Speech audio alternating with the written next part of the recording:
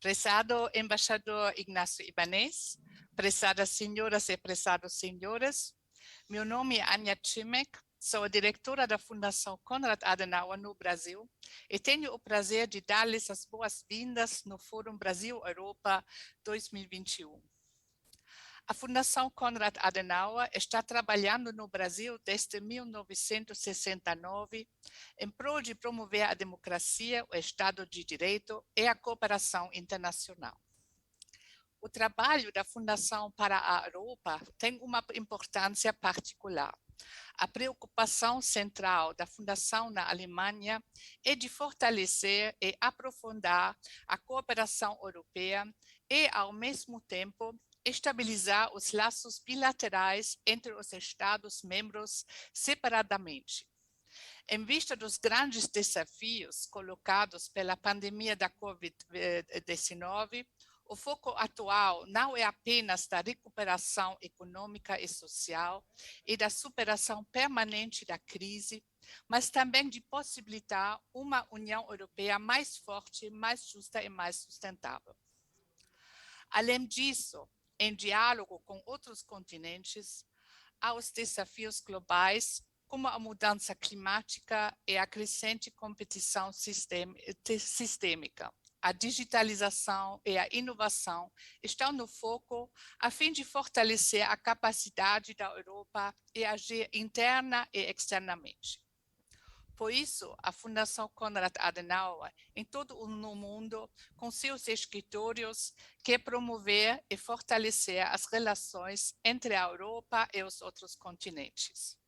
Nesse sentido, a intensificação da cooperação entre a Alemanha, União Europeia e os países de América Latina tem um significativo particular, porque temos muitos temas e desafios globais que podemos enfrentar somente juntos. Nesse contexto, a parceria entre os países da América Latina, Alemanha e Europa desempenha um papel central na crescente competição entre os modelos de princípios e ordem social mundial. Democracia versus autocracia, o comércio livre versus protecionismo e multilateralismo versus unilateralismo. Com os seus eventos e medidas de capacitação, a Fundação Konrad Adenauer no Brasil gostaria de promover plataformas onde essas relações são discutidas e o diálogo é fortalecido e aprofundado. O Fórum Anual Brasil-Europa é uma dessas medidas, porque o Brasil é um país-chave para as boas relações entre a Europa e a América Latina. O Fórum Brasil-Europa, que acontece anualmente com os diferentes temas, quer oferecer uma contribuição no sentido de reavivar e reforçar os diálogos entre Brasil e Europa. Infelizmente, o público fala muitas vezes somente sobre as dificuldades do diálogo entre Brasil e Europa, pois as questões em torno da floresta tropical são sensíveis e conflituosas. Porém, gostaríamos de destacar, através desse fórum e também com a última edição da nossa série Brasil-Europa, que existem muitas áreas interessantes para o diálogo, além do importante tópico de proteção ambiental e climática. Hoje, durante o nosso evento, por exemplo, contaremos com a participação de especialistas em políticas nacional e internacional para debater sobre os temas importantes do comércio e da economia e a relevância do Acordo Mercosul-União Europeia. Além disso, o tema inovação e tecnologia é também interessante para a área de desenvolvimento sustentável. Por isso, queremos apresentar e discutir a relevância da economia circular para as relações entre Brasil e Europa hoje. Portanto, estou muito satisfeita que para o nosso evento podemos contar com as presenças do professor Detlef Nolte e da professora Miriam Gomes Saraiva, dois renomados acadêmicos da Alemanha e do Brasil, para discutirmos sobre o acordo no primeiro painel. Tenho também muito prazer em contar com a participação do presidente da Associação Alemã Europeia de Gerenciamento de Resíduos, Peter Kurt, e seu colega do Brasil, Rubens Herbert Aibe, vice-presidente executivo da ABREN, a Associação Brasileira de Recuperação Energética de Resíduos. Assim como os professores Nolte e Saraiva, Peter Kurt e Rubens Aibe escreveram um artigo para a nossa publicação, no qual destacam as possibilidades de cooperação no campo da economia circular.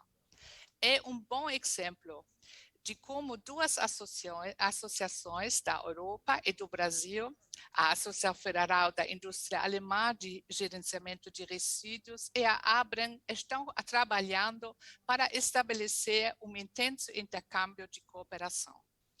Quero destacar e agradecer da mesma forma a contribuição dos moderadores dos dois painéis do nosso evento, a querida Eleonora Sea e o Carlos Eduardo Friedman-Young. Acabo de mencionar novamente a última edição da série Brasil-Europa. Essa edição contém não apenas os dois artigos importantes sobre o acordo Mercosul-União Europeia e a economia circular, mas também textos sobre a importância da economia verde e da inteligência artificial para o relacionamento com a Europa. Portanto, gostaria de recomendar-lhes mais uma vez esse livro, que pode ser baixado no site da Fundação. Antes de terminar, quero destacar que o escritório brasileiro da Fundação Konrad Adenauer sente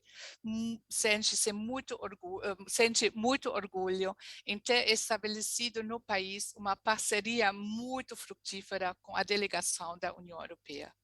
Acredito que não somente com o evento de hoje, teremos um excelente evento com discussões de alto nível nas temáticas propostas, mas também com outros eventos em conjunto. Por exemplo, a maior conferência de política de segurança internacional da América Latina, o nosso Forte de Copacabana, que vai acontecer nos dias 16 e 17 de setembro. Eu agradeço muito essa parceria da delegação da União Europeia.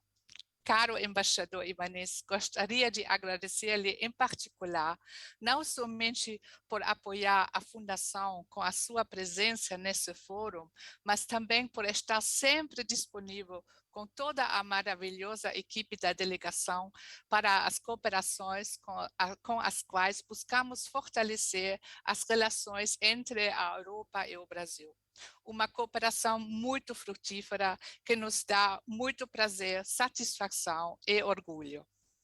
Muito obrigada por isso, e com esses agradecimentos e as minhas boas-vindas, eu quero entregar a palavra ao embaixador Ignacio Ibanez. Obrigada a todas e todos, e aproveitem o evento. Prezada amiga Ania Chimnek, diretora da Fundação Konrad Adenauer no Brasil. Senhoras e senhores panelistas, senhoras e senhores participantes, é uma honra para mim participar da abertura do Fórum Brasil-Europa 2021, organizado pela Fundação Konrad Adenauer, um grande parceiro da delegação da União Europeia no Brasil. Gostaria de começar parabenizando a Fundação pela publicação da nova edição do livro da série Brasil-Europa, a qual ressalta a importância do diálogo bilateral entre o Brasil e a União Europeia, dois parceiros estratégicos que compartilham valores e aspirações.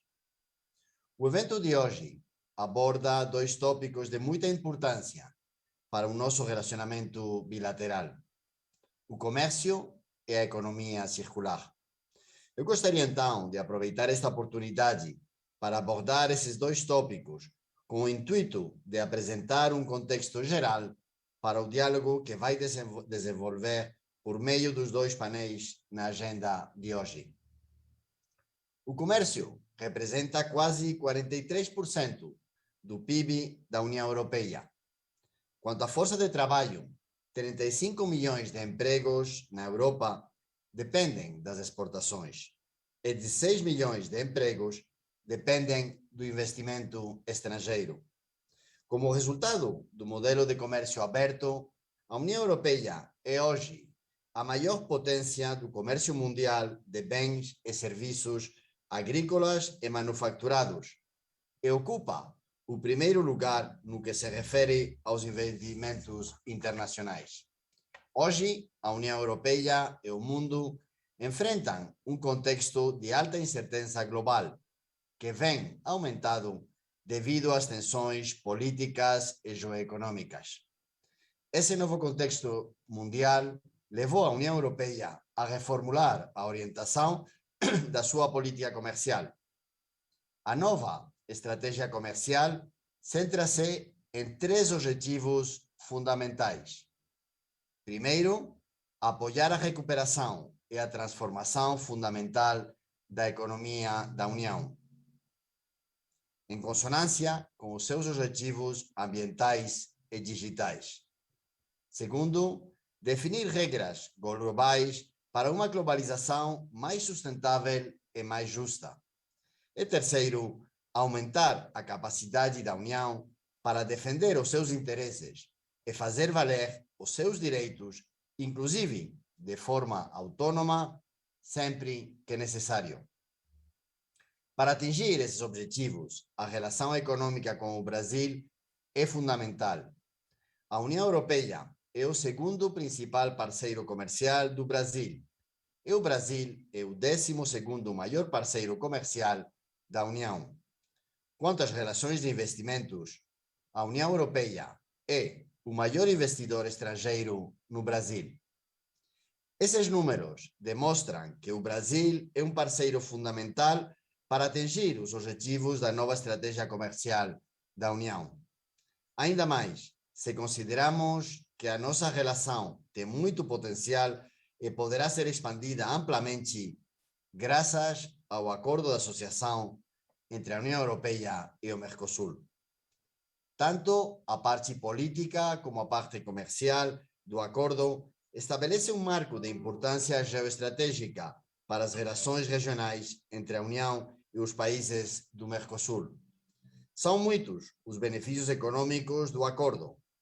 Eu gostaria de salientar os seguintes. O acordo dará acesso preferencial aos produtos do Mercosul ao maior mercado do mundo, um acesso preferencial a um mercado de 450 milhões de consumidores, que equivale a quase 20% do PIB global. O acordo aumentará a competitividade, dando acesso a insumos e bens intermediários a preços menores, sem direitos aduaneiros. O acordo também alavancará reformas estruturais, já que servirá de plataforma para modernizar e diversificar as economias dos países do Mercosul através de uma maior competitividade. A previsibilidade regulatória e a estabilidade econômica converterão os países do Mercosul em destinos mais atrativos para o investimento estrangeiro. A União Europeia terá uma vantagem de precursor. A União será o primeiro grande parceiro comercial a celebrar um acordo comercial com o bloco do Mercosul. O acordo também permitirá criar importantes oportunidades de crescimento sustentável para ambas as partes. O acordo se baseia no pressuposto de que o comércio não deve ser realizado em detrimento do meio ambiente, do clima ou das condições do trabalho. Pelo contrário, ele deve promover o desenvolvimento sustentável. Para isso, estabelece um conjunto de compromissos ambiciosos nessas áreas. Por exemplo, as partes estabelecem o compromisso de trabalhar em conjunto em iniciativas para o consumo e a produção sustentáveis, alinhadas com os ODS, o ODS 12, incluindo a economia circular e a outros modelos de economia sustentável. Esses elementos do acordo de associação o tornam um elemento fundamental para a nova estratégia de comércio da União, já que permitirá reforçar a capacidade do comércio para apoiar a transição climática, contribuindo também para atingir os objetivos do Pacto Verde Europeu. O pacto, lançado em dezembro de 2019, é uma resposta à emergência climática e aos desafios ambientais, que representam uma ameaça existencial para a Europa e para o resto do mundo. Trata-se de uma nova estratégia de crescimento que visa transformar a União Europeia numa sociedade equitativa e próspera, dotada de uma economia moderna, eficiente na utilização dos recursos e competitiva, que em 2050 tenha zero emissões líquidas de gases com efeito estufa e em que o crescimento econômico esteja dissociado da utilização dos recursos. O pacto prevê um roteiro inicial de ações das principais políticas e medidas necessárias para impulsionar a utilização eficiente dos recursos por meio de uma transição para uma economia limpa e circular, restaurar a biodiversidade e reduzir a poluição. Para atingir esse objetivo, é necessário tomar medidas em todos os sectores da nossa economia. A Comissão Europeia, o passado 14 de julho, adotou um primeiro pacote de propostas com o objetivo de tornar as políticas da União em matéria de clima, energia, uso do solo, transportes e fiscalidade aptas para alcançar uma redução das emissões líquidas de gases com efeito de estufa de, pelo menos, 55% até 2030, em comparação com os níveis de 1990. Alcançar estas reduções de emissões na próxima década é crucial para que a Europa se torne o primeiro continente com impacto neutro no clima até 2050. Uma medida importante dentro desta política será a de mobilizar a indústria para uma economia circular e limpa. São precisos 25 anos, uma geração, para transformar um setor industrial e as suas cadeias de valor. Para concluir essa transformação até 2050, é necessário tomar decisões e ações nos próximos 5 anos. A indústria da União ainda é responsável por 20% das emissões de gases com efeito estufa da União. O processo industrial permanece demasiado linear e dependente da extração das novas matérias-primas, posteriormente comercializadas e transformadas em bens, e, por fim, eliminadas sob a forma de resíduos ou de emissões. Apenas 12% das matérias utilizadas provém de reciclagem. No mês de março de 2020, a União lançou um novo plano de ação para a economia circular. O novo plano apresenta iniciativas para todo o ciclo de vida dos produtos, a fim de modernizar e transformar a nossa economia e, simultaneamente, proteger o ambiente. O plano é impulsionado pela dupla ambição de fabricar produtos sustentáveis e duradouros e permitir aos novos cidadãos participar plenamente da economia circular. A ação será centrada, sobretudo, em sectores com utilização intensiva de recursos, como os sectores textéis, da construção civil, da eletrônica e dos plásticos. A União Europeia no Brasil já vem implementando em parcerias com diferentes atores no Brasil projetos para promover essa transformação. Por exemplo, o Low Carbon Business Action é um projeto implementado no Brasil que traz uma abordagem inovadora baseada no matchmaking de empresas dos Estados-membros da União e do Brasil. Este projeto tem contribuído para materializar instrumentos internacionais como o Acordo de Paris, facilitando a construção de parcerias entre empresas da União e do Brasil para implementar tecnologias com baixo impacto de carbono e de economia circular. Adicionalmente, temos em andamento projetos no sector da biodiversidade, redução de resíduos plásticos e conduta empresarial responsável. Com esse contexto, gostaria de deixar uma reflexão final. Muitos dos desafios que estamos enfrentando são de dimensão global. Isto exige uma abordagem concertada e multilateral para permitir alcançar resultados tangíveis. Este é o momento ideal para transformar estes desafios em uma oportunidade única para um crescimento sustentável e inclusivo. A relação da União Europeia com o Brasil é estratégica para esse objetivo. Devemos aproveitar a aprendizagem de mais de 60 anos de relacionamento e cooperação e tirar o melhor partido possível do novo contexto, para que se traduza em oportunidades sem precedentes para ambas as partes. Muito obrigado e desejo a todos vocês uma boa discussão. Muito obrigado. Olá! Agradeço à nossa diretora da CAS Brasil, Ania Cimec, e ao embaixador da União Europeia no Brasil, Ignacio Ibáñez, por suas palavras. O Fórum Brasil-Europa é um dos principais eventos da CAS Brasil, justamente porque se propõe a fortalecer o diálogo bilateral entre Brasil e União Europeia. Como mencionado por nossa diretora Ania Cimec, além da contribuição dos debates, nós também organizamos o livro da série Relações Brasil-Europa, com artigos acadêmicos importantíssimos, que tratam de diversos temas que fomentam essa relação bilateral, como os que vamos discutir hoje. O livro deste ano contém 7 artigos que abordam o tema Reavivando e Reforçando os Diálogos entre Brasil e Europa. A fim de oferecer a vocês a oportunidade de também ter esse livro em mãos, nós preparamos uma surpresa. Fizemos um quiz interativo, com algumas perguntas sobre cada mesa.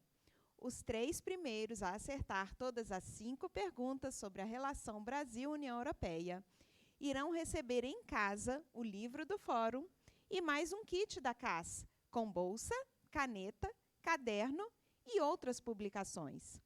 O link para participar do quiz está sendo colocado agora no chat da plataforma. E no fim desta mesa, eu irei anunciar quem são os ganhadores. Agora, vamos dar início à primeira mesa do dia. Nela, falaremos sobre o novo acordo Mercosul e União Europeia. Passo a palavra para a nossa querida Eleonora Ceia, doutora em Direito, com mestrado em Direito Europeu e doutorado pela Universidade de Saarland, da Alemanha, ex-bolsista da CAS. Atualmente, é professora de Direito Constitucional e Internacional do IBMEC Rio e irá conduzir esse debate. Aproveitem, participem e enviem as suas perguntas no chat. Eleonora, é a sua vez. Obrigada, Aline. Bom dia a todos e a todas. É um prazer recebê-los nesta primeira mesa do Fórum Brasil-Europa 2021.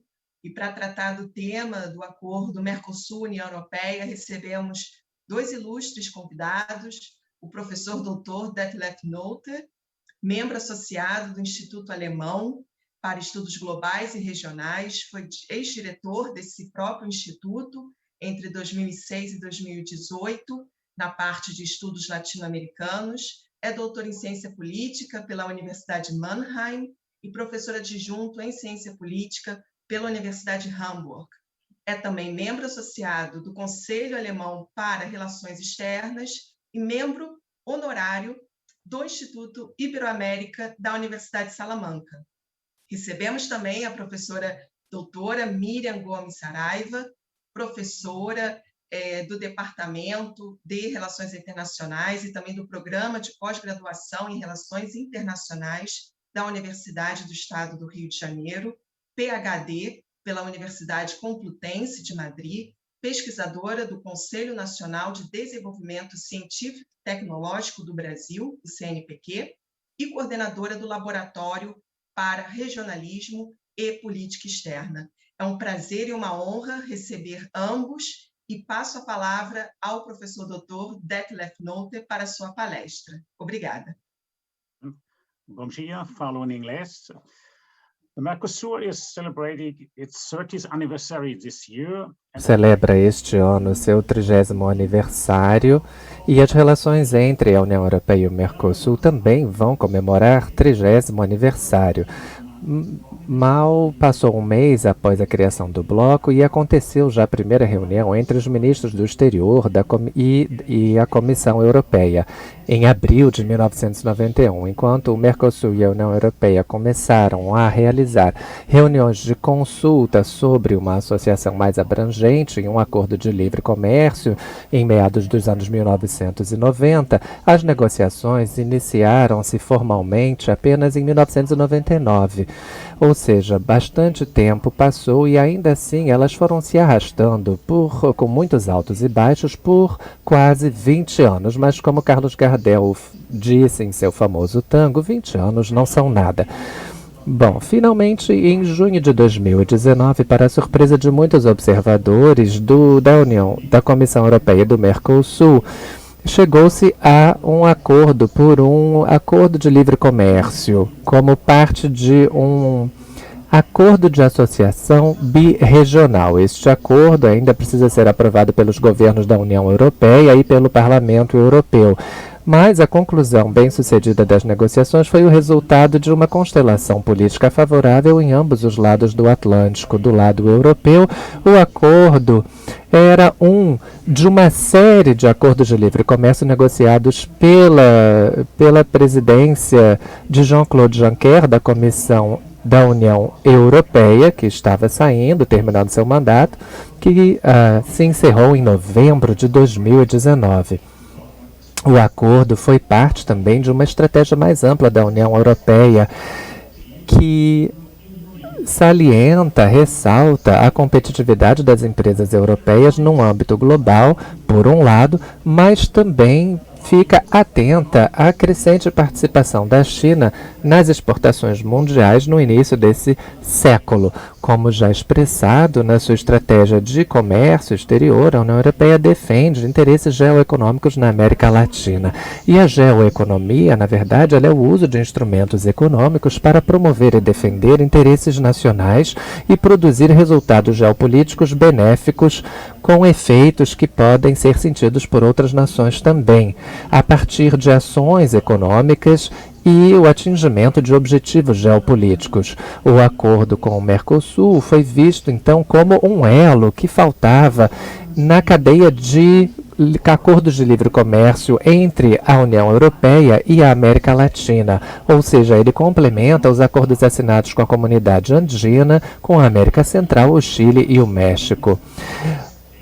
O acordo entre a União Europeia e o Mercosul se tornou um caso para testar essa diplomacia climática da União Europeia em implementação de acordos de comércio com uma dimensão dentro do Pacto Verde Europeu e também testar o compromisso da União Europeia com o desenvolvimento sustentável.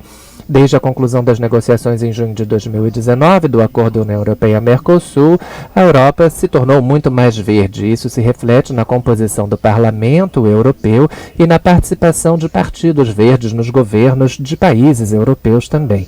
Outros partidos políticos também acabaram respondendo a essa mudança dos eleitores e seu alinhamento com temas mais ambientais. As pesquisas mostram que a proteção do meio ambiente e padrões de saúde em acordos de comércio se tornaram mais importantes para os cidadãos europeus. Em maio de 2019, logo após a assinatura do acordo, a agência Eurobarometer, Barômetro Europeu, conduziu uma pesquisa de opinião com os cidadãos da Europa e percebeu que a criação de empregos permanecia uma prioridade muito importante para 54% dos respondentes da pesquisa, mas a segunda prioridade era garantir que padrões de saúde e meio ambiente fossem respeitados, e isso para 50% dos respondentes, o que representa um aumento significativo de 20% desde 2010. Em outra pesquisa importante da agência Eurobarometer, de setembro a agosto de 2020, sobre a política agrícola comum, uma grande maioria, 90% dos cidadãos europeus, concordavam que as importações em termos de agricultura, a partir de outros países, só deveriam ter acesso ao mercado único europeu se a sua forma de produção estivesse de acordo com os padrões de bem-estar animal e ambientais da União Europeia. Então, essa orientação mais ecológica da opinião pública e da política na Europa, ela marca o porquê de a imagem do Brasil na Europa ter se deteriorado tanto nos últimos tempos.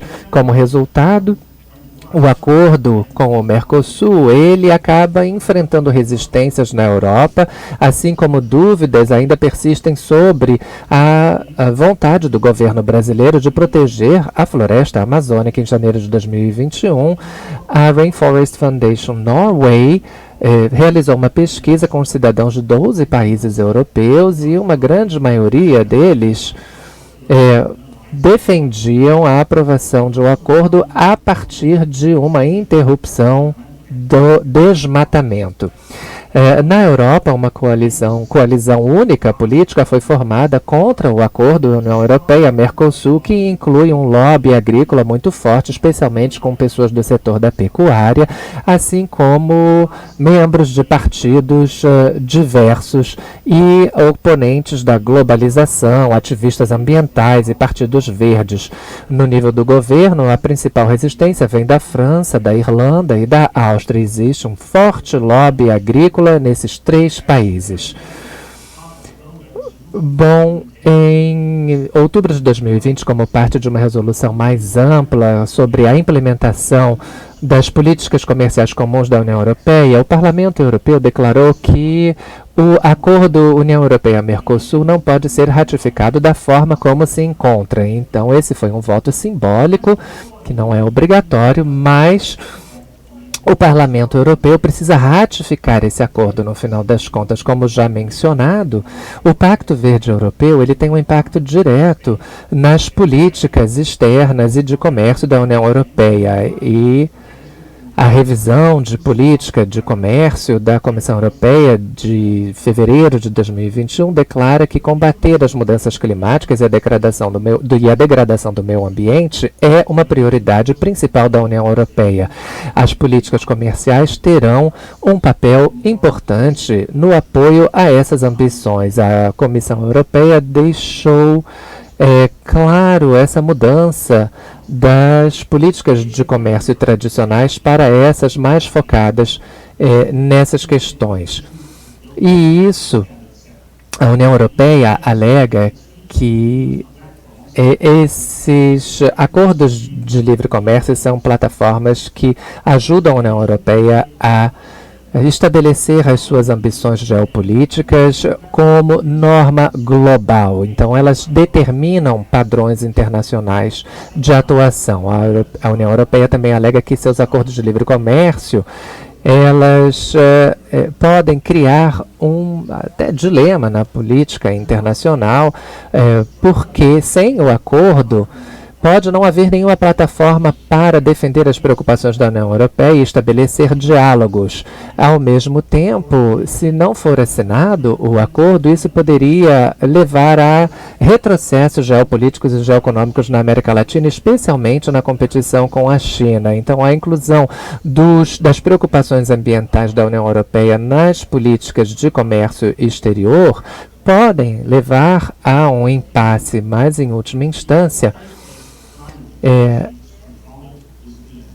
há um dilema. A atratividade do mercado europeu ela acaba ficando condicionada ao acesso a uma a uma conformidade com padrões no clima e na proteção da biodiversidade. Contudo, a riqueza da União Europeia depende de forma considerável das exportações que a União Europeia consegue realizar para mercados externos. Além disso, a União Europeia não é o único parceiro comercial importante. A China já tomou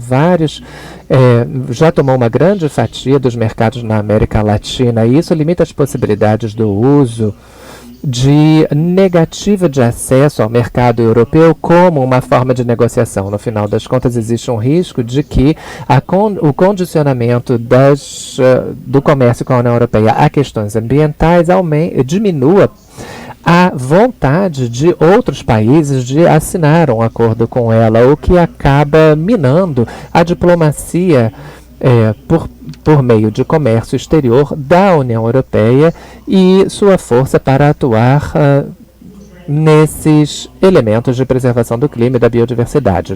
A não assinatura desse acordo União Europeia-Mercosul faz com que a União Europeia perca alavancagem para aplicar padrões ambientais no âmbito global. Além disso, o comissário para o comércio da União Europeia, Valdis Dombrovskis, está certo quando ele diz que estamos melhores com o acordo do que sem o acordo, porque as divisões não vão resolver nenhum dos problemas. Na verdade, podem tornar as coisas ainda piores. A não assinatura do acordo enfraquece a posição de negociação da União Europeia, não garantindo nenhuma proteção à floresta amazônica, e quanto mais se adia a assinatura desse acordo, mais fraca fica a posição de negociador da União Europeia. Além disso, o poder de barganha da União Europeia depende da atratividade de seu mercado, que compete com a atratividade de outros mercados também. Uma diplomacia realista de comércio e envolvendo elementos climáticos deve levar em conta aspectos geoeconômicos e geopolíticos e suas realidades, assim como as restrições à ação. Numa fase em que o comércio da China está cada vez mais aumentando sua participação, é importante perceber... Ótimas considerações, com certeza contribuirão para o nosso debate em seguida, mas antes passo a palavra para a doutora Miriam. Bom dia a todos. É um prazer estar aqui num fórum tão importante, estar na mesa com o Detlef.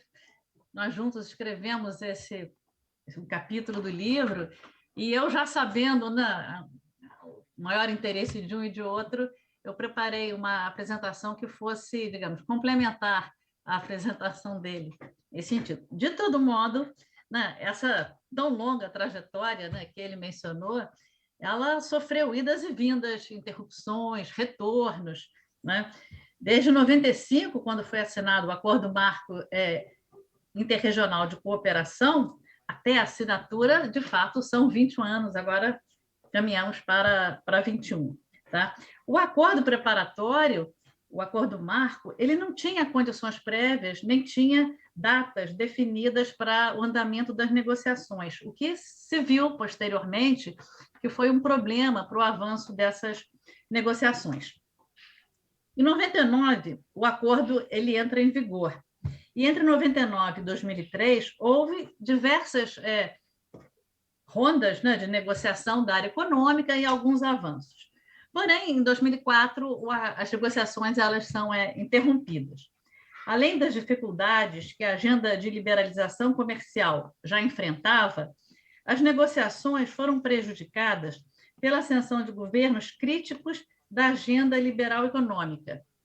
Se o Mercosul, da década de 90, era estruturado sobre o conceito de um regionalismo aberto, na década de 2000, ele foi marcado, sobretudo, pelo regionalismo pós-liberal, cuja ênfase direcionava-se para temas não comerciais. Em 2007, no meio dessa interrupção, e como uma tentativa, entre outras, de incentivar o retorno às negociações, a União Europeia assina um acordo de parceria estratégica com o Brasil. Essa parceria estratégica, ela na prática acabou implicando no esvaziamento das relações interregionais Mercosul-União Europeia nos campos do diálogo político e da cooperação. além de ter sido mal interpretada pelo governo argentino. No final do governo de Lula, 2010, as negociações, por fim, são retomadas e começaram a avançar lentamente até 2016, que foi um ano-chave nessas negociações. Por parte da Argentina, o presidente Macri tinha um perfil liberal e foi um forte incentivador para a retomada do diálogo. No caso do Brasil, com o impeachment da presidente Dilma em agosto, Michel Temer assume a presidência e a sua gestão seria mais inclinada ao liberalismo que às gestões anteriores. Assim, no final do governo de Temer, a negociação já estava praticamente concluída, restando apenas ajustes e acomodações setoriais para bens industriais e cotas para produtos agrícolas, o que foi finalmente resolvido na gestão do Bolsonaro. Cabe lembrar, aliás, que a essa altura a parceria estratégica Brasil-União Europeia já estava, na prática, desativada. Desde 2015 não havia cúpulas e não havia um intercâmbio muito forte. O início da presidência de Jair Bolsonaro implicou em um claro aprofundamento das orientações econômicas liberais, a partir do apoio de um grupo organizado no Ministério da Economia, que foi controlado pelo ministro Guedes. Ainda que o acordo União Europeia-Mercosul seja um tema do campo diplomático, o Ministério de Economia assumiu maior protagonismo nas negociações. Em junho de 2019, o acordo foi assinado. Contudo, logo após a assinatura, tornou-se um acordo controverso. O descaso, para não dizer ataques criminosos, do governo Bolsonaro com a questão ambiental, e mais especificamente com a Amazônia, vem sendo, desde então, vem tendo um forte impacto na ratificação do acordo, conforme Detlef já mencionou a importância do Pacto Verde para a União Europeia. Desde o lado brasileiro, alguns elementos também contribuíram para essas dificuldades. Em primeiro lugar, o processo de formulação e implementação da política externa brasileira com o governo Bolsonaro foi fragmentado e o Ministério de Relações Exteriores perde a centralidade neste processo. Em segundo, a política externa de Bolsonaro teve como base de critério, de padrão, um antiglobalismo, que é contra o multilateralismo em termos gerais e, por extensão, o que eles chamavam de climatismo. Eles, eu me refiro a Bolsonaro e seu chanceler, Ernesto Araújo, chamavam de climatismo. Que é o climatismo? Eles acusavam os defensores do meio ambiente de ter um ambientalismo ideológico. Essa visão ela se articulou com uma antiga doutrina militar que vê a Amazônia como área de soberania nacional ameaçada por interesses de potências estrangeiras. O governo na Amazônia ele é apoiado por grupos, eu diria, não legais, que atacam o meio ambiente, como garimpeiros de áreas irregulares, madeireiros também de áreas irregulares e grileiros. O governo desmontou os órgãos de controle, cortou financiamento e desmantelou o Fundo para a Amazônia, onde a Alemanha tinha participação. Aí as dificuldades foram, aparecendo com mais vigor. Primeiro, o presidente francês, Emmanuel Macron, deixou de apoiar o acordo por considerar que Bolsonaro havia mentido sobre o seu comprometimento com a questão ambiental na cúpula G20 de Osaka. Não se pode ignorar, certamente, que a França sempre se posicionou como uma aguerrida defensora dos produtores agrícolas. Mas também não podemos deixar de lado as agressões e falta de cordialidade do presidente Bolsonaro com o presidente Macron. O pragmatismo liberal, então, do Ministério de Guedes esbarrou numa falta de tato político do presidente e de seu círculo ideológico mais próximo. Na Argentina, a vitória de Alberto Fernandes e Cristina Kirchner, que durante os seus 2 mandatos tanto impôs barreiras protecionistas, também levantou dúvidas sobre a possibilidade de andamento das negociações. No entanto, há, porém, também contrapartidas positivas. O Ministério de Agricultura, assim como a Confederação Nacional da Agricultura e a Confederação Nacional da Indústria, manifestaram apoio ao acordo. Atores econômicos e sociais importantes vêm se mobilizando na defesa de uma economia verde, tentando limitar as ações contra a Amazônia do presidente. E, por fim, os dois principais inimigos do meio ambiente dentro do Ministério de Bolsonaro, que são o ex-chanceler Araújo e o ex-ministro do Meio Ambiente, Ricardo Salles, foram demitidos por pressões do Congresso e da Polícia Federal. Agora, a sobrevivência do acordo depende de novas variáveis. As mudanças, uma delas são as mudanças no tabuleiro político do Mercosul, que aparecem com o presidente uruguaio Lacalle Pou, que afirmou em seu discurso de posse que a credibilidade do Mercosul dependeria da conclusão do acordo. Da parte da União Europeia, também há desafios, entraves e desconfianças. Conforme já foi mencionado, os problemas ambientais são motivos de desgaste do perfil brasileiro frente à Europa. A pandemia, por seu turno, gerou paralisia nas negociações. No momento, o acordo se encontra na fase de revisão legal e ainda não começou a etapa seguinte, de ratificação pelos parlamentos de cada país. Mas, conforme também já foi dito, entende-se que, no formato atual, o acordo não será aprovado pelo Parlamento Europeu e por alguns parlamentos nacionais. Fica, então, uma pergunta. O acordo será ratificado neste ano e meio que faltam do governo de Bolsonaro? Não se sabe. Existe uma preocupação de que, após a saída do Bolsonaro, o equilíbrio atingido depois de 20 anos entre as forças políticas e suas motivações nos dois lados do Atlântico, que, por sua vez, possibilitou a assinatura do acordo, não esteja mais vigente. Foram muitos anos para atingir um equilíbrio que não se sabe por quanto tempo permanecerá. No geral, o acordo tem uma dimensão geopolítica importante e seria melhor que não dependesse dos governos de turno.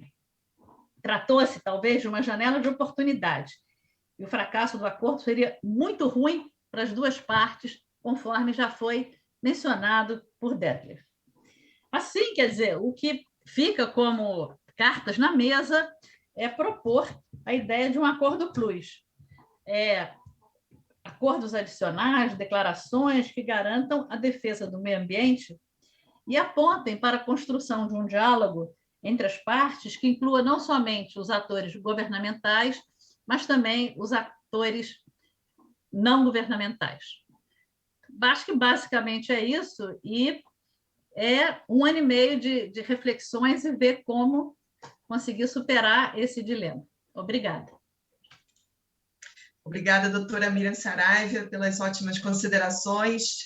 Vamos dar início ao nosso debate agora, mas antes, peço a atenção de vocês, aparecerá em instantes a enquete na plataforma para que vocês cliquem nas respostas e participem, vale muito a pena. Bom, para iniciar o debate, eu tenho uma pergunta para cada um dos palestrantes. Foi um ponto em comum na fala de vocês dois, que é essa questão de uma política comercial orientada em valores, principalmente ambientais. E fico imaginando realmente que isso possa, né, trazer algum tipo de impasse para o processo de ratificação do acordo Mercosul-União Europeia, como muito bem apontado pelo doutor Nolte e também pela doutora Miriam. A minha pergunta é a seguinte, primeiro ao doutor Nolte, como conciliar, então, essas preocupações ambientais com um pragmatismo comercial, ali do lado da União Europeia? Ou se essa conciliação é, de fato, possível? E para a doutora Miriam Saraiva, eu lhe pergunto aqui do lado do Mercosul, há de fato entre os membros do Mercosul uma resistência a essas condicionantes ambientais a ponto de travar a ratificação pelos parlamentos nacionais? Dr. Noether, suas considerações. Thank you.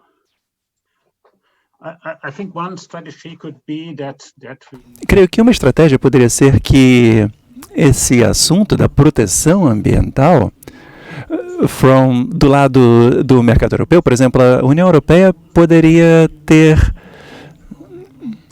regras para, por exemplo, questões de áreas não deflorestadas, sem desmatamento. No Uruguai existe um sistema de rastreabilidade de cada vaca, do nascimento à morte, e acho que a mesma coisa poderia acontecer.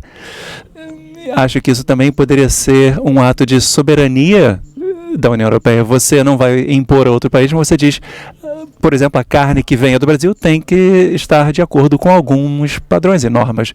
Gostaria de retomar também um comentário da Miriam. Creio que acordos comerciais devem ter uma estratégia de longo prazo e não depender de cada governo que esteja em seu mandato. No ano que vem, daqui a 2 anos, há eleições no Brasil, pode haver uma continuidade do governo, outro presidente mais aberto a diferentes questões. Então, creio que o argumento básico deve ser a estratégia de interesses de longo prazo de ambos os países ou ambos os grupos na assinatura do acordo. É o seguinte, essa questão ambiental nos países do Mercosul nunca foi assim, questão de particular preocupação. Tá? E, atualmente, no Congresso brasileiro, eu vejo mais, né, a ideia de, claramente deixando passar e aprovando muitas medidas do governo Bolsonaro de descaso com a proteção do meio ambiente. O presidente Alberto Fernandes propôs criar um observatório do clima no Mercosul, que seria um avanço, mas que, por enquanto, ele está na proposta. E a principal questão que, eventualmente, pode vir a travar, por causa da questão ambiental, é a ideia de soberania. A ideia que qualquer tipo de, digamos, interferência, como eles colocam, na questão ambiental seria ferindo a soberania dos países. Então, a resistência do Brasil pelo próprio programa de governo, mas dos outros seria mais em função da interferência na soberania do bloco, que é uma coisa que sempre é uma sombra que aparece ao fundo desse acordo. E, por fim, só um comentário sobre a questão de valores e comercial. Meio ambiente também é pragmatismo. É para viver melhor. Perfeito, doutora Miriam, concordo. Temos aqui o nosso tempo da nossa mesa, infelizmente, está se esgotando, mas temos ainda aqui cerca, menos 90 segundos para cada um de vocês, palestrantes, fazerem suas considerações finais. E já agradecendo muito a participação de vocês. Doutor Noether, suas considerações finais, por favor.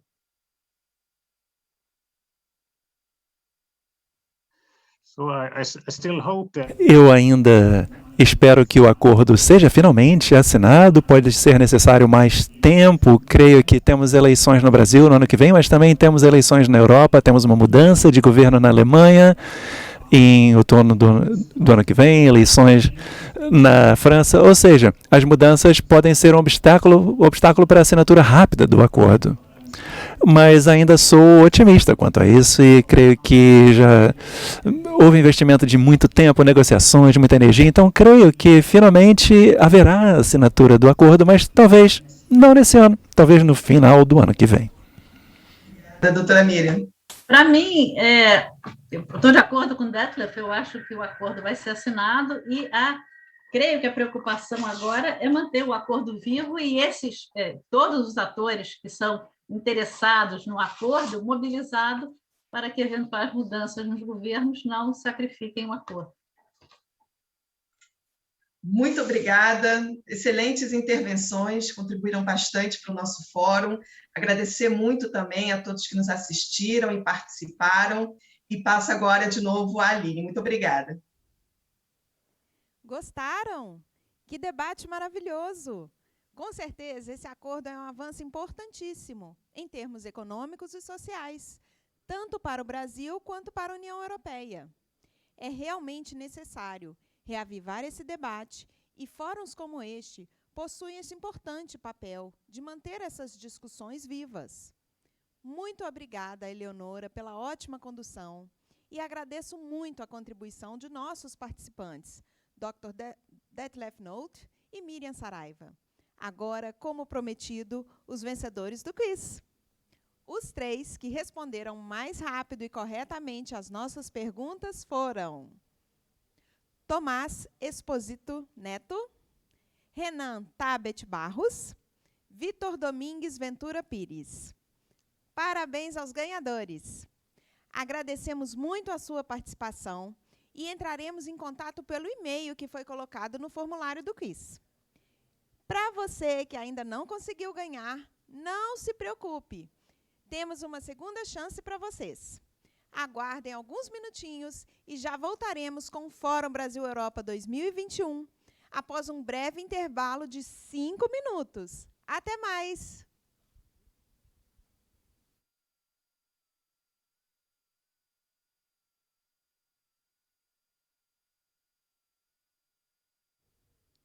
Bem-vindos de volta! Nós, da Fundação Konrad Adenauer no Brasil, estamos muito contentes com a participação do público nesta edição e com o retorno que temos recebido de vocês. Como prometido, a sua segunda chance de ganhar. Agora, o nosso quiz é sobre meio ambiente e o esquema é o mesmo. As 3 pessoas que responderem mais rápido e corretamente as perguntas irão receber em casa o livro do Fórum e mais um kit da CAS, com bolsa, caneta, caderno e outras publicações. O link para o quiz está sendo colocado agora no chat da plataforma. Você terá o tempo da mesa para responder as perguntas e, no final deste debate, eu irei revelar os ganhadores. Iniciaremos agora a segunda e última mesa do dia, com o tema Economia Circular, este modelo econômico que vem crescendo no mundo todo. Para falar do assunto, receberemos o moderador da mesa, Dr. Carlos Eduardo Frickmann Jung. Ele é graduado em Ciências Econômicas pela UFRJ, tem mestrado em Economia da Indústria e da Tecnologia, também pela UFRJ, e doutorado em Economia pela University College de Londres. Atualmente, coordena o Grupo de Economia do Meio Ambiente do Instituto de Economia e é professor associado da UFRJ. Participem do quiz, enviem suas perguntas sobre o debate no chat e aproveitem. Dr. Carlos Eduardo, a palavra é sua.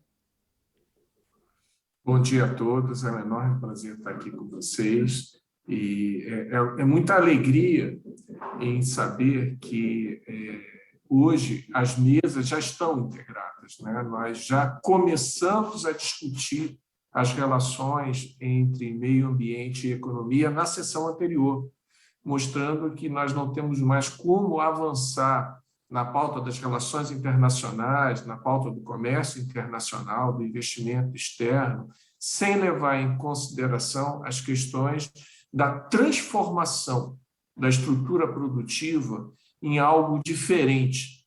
E eu recomendo fortemente a leitura do capítulo que foi escrito pelos doutores Peter Kurth e Rubens Herbert Aibi, porque fazem uma reflexão muito interessante sobre a natureza dessa nova economia, onde o conceito de matéria-prima precisa ser revisto através da ideia da sua circularidade.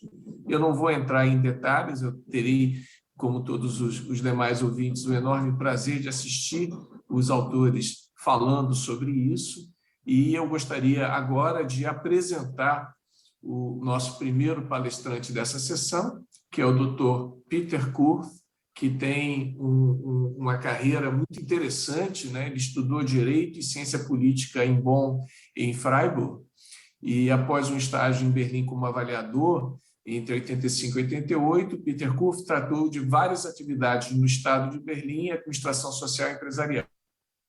1989 a 94, trabalhou como estagiário. Ele tinha uma procuração comercial geral no Deutsche Bank e no Deutsche Bank Credit Bank. E, finalmente, tornou-se chefe de departamento. De 94 a 99, trabalhou como secretário de Estado na administração do Senado para as Finanças e, depois, de 99 a 2001, tornou-se senador na mesma administração. De 2001 a 2006, foi membro da Câmara de Deputados de Berlim e foi também, de 2001 a 2009, membro da diretoria executiva da Alba AG. Desde outubro de 2009, é presidente executivo da Federação da Indústria Alemã de Gestão de Resíduos, Água e Matérias-Primas. E, desde 2020, é presidente da Federação Europeia de Gestão de Resíduos e Serviços Ambientais. Então, é uma enorme satisfação e uma honra podermos assistir uma pessoa com tanta experiência e tanta vivência e, por que não, antecedência de percepção de problemas, né?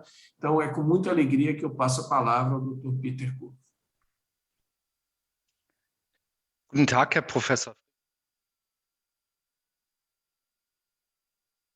Muito obrigado, professor Frickmann. Eu represento a indústria de resíduos sólidos e reciclagem da economia alemã, das empresas alemãs. É um enorme prazer poder participar aqui dessa conferência. Hoje vamos falar da economia circular. Muitos dizem que a conversão de uma economia linear para uma economia circular tem um potencial semelhante, mas também encontra desafios semelhantes, como a digitalização da economia. A indústria 4.0, ou seja, é uma indústria digital e circular. O que isso significa para a Europa ficou muito evidenciado no Green Deal da Comissão Europeia, que foi publicado no ano passado. O Green Deal deve ser o trajeto de todo o caminho de um continente para a neutralidade climática, estabelecer essa ponte. E a comissão diz que a parte mais importante desse Green Deal é o plano de ação de uma economia circular. O plano de ação da economia circular envolve mais de 40 iniciativas, decretos e diretrizes com que a Comissão Europeia estabeleceu o caminho para chegar à neutralidade climática e a uma economia circular. Nós queremos continuar sendo um local de economia eficiente, mas ainda assim atingir metas ambiciosas na área da proteção do clima. Seria ideal se os 420 milhões de toneladas de resíduos sólidos que temos na Alemanha, se pudéssemos mantê-los na circulação da economia, ou seja, significa que os resíduos sejam tratados e tratados de forma que possam voltar a funcionar como matérias-primas na produção. Todos sabem, os municípios sabem, os cidadãos do mundo todo já sabem que isso é mais fácil dizer do que fazer, porque a disposição final sempre é uma tarefa do município, onde há necessidade de se identificar resíduos perigosos, de riscos, envolve a higiene da cidade, a proteção do meio ambiente, tudo isso tem que ser considerado. Muitos dizem que, assim, quando eu vejo a situação na minha cidade, eu já estaria satisfeito se a cidade fosse mais limpa, se não houvesse tanto lixo espalhado nas ruas. Então, a economia circular para esses resíduos é um real desafio, e todos têm razão ao dizer isso. Então, vamos falar um pouco da situação da disposição final na Alemanha. 420 milhões de toneladas de resíduos. Já falei, existe muita separação de lixo já nas casas, nas residências, ou seja, as pessoas têm dentro de casa diversos recipientes de lixo para já dentro de casa separarem o lixo para depois descartá-lo. Ou seja, nós sabemos que temos que facilitar a vida dos cidadãos nesse sentido. Se pedirem a eles procurarem centros de reciclagem, alguns cidadãos vão colaborar, mas a maioria não. Então, convencer os cidadãos de que nós precisamos uma qualidade da separação de lixo já dentro das casas é um convencimento importante. Isso para embalagens de papelão, restos de comida, latas de alumínio, vidros, etc. Ou seja, o primeiro passo é esse, separação do lixo é inevitável, porque só o lixo que for separado conscientemente tem chance de entrar numa economia circular. E também precisamos de uma boa tecnologia depois de separação na usina e depois do processamento, ou seja, os resíduos que são de risco ou que não fazem sentido, que não podem entrar na reciclagem, precisam ser separados.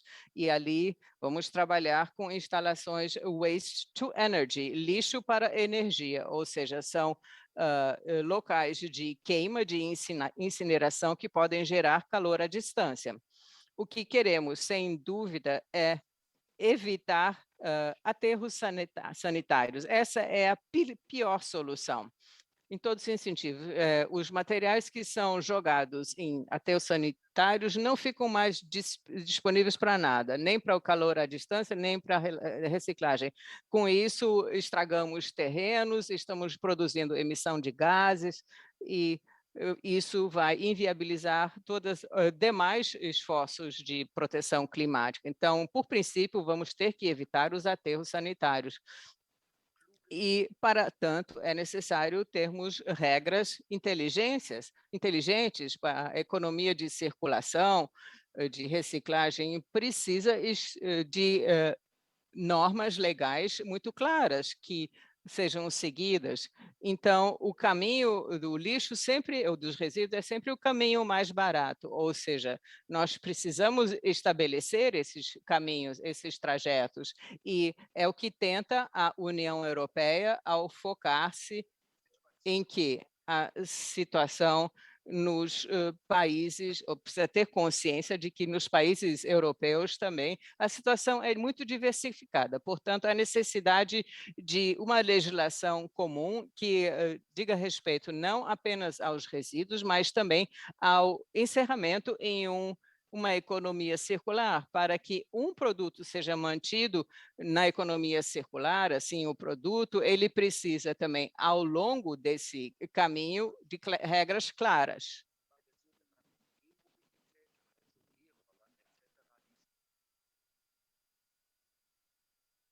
As baterias, então, sejam integradas ao aparelho, isso leva ao fato de que nem as baterias, nem o dispositivo possa ser reciclado, porque baterias são resíduos perigosos. Vamos permitir que os produtos possam ser colados e misturados de tal forma que uma boa reciclagem não seja possível. Esse é o tema dos projetos ecológicos. Precisamos de um projeto para o design de produtos que possibilite a reciclagem. Também temos que falar sobre, sim, para determinados produtos não definirmos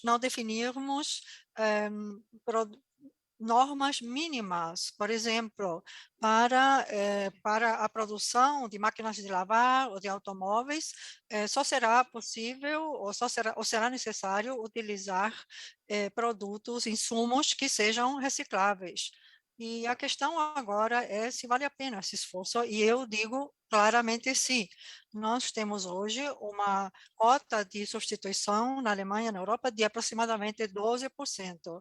A cota de substituição significa que daquelas matérias-primas que são utilizadas na Alemanha, 10 a 12% são oriundas da reciclagem.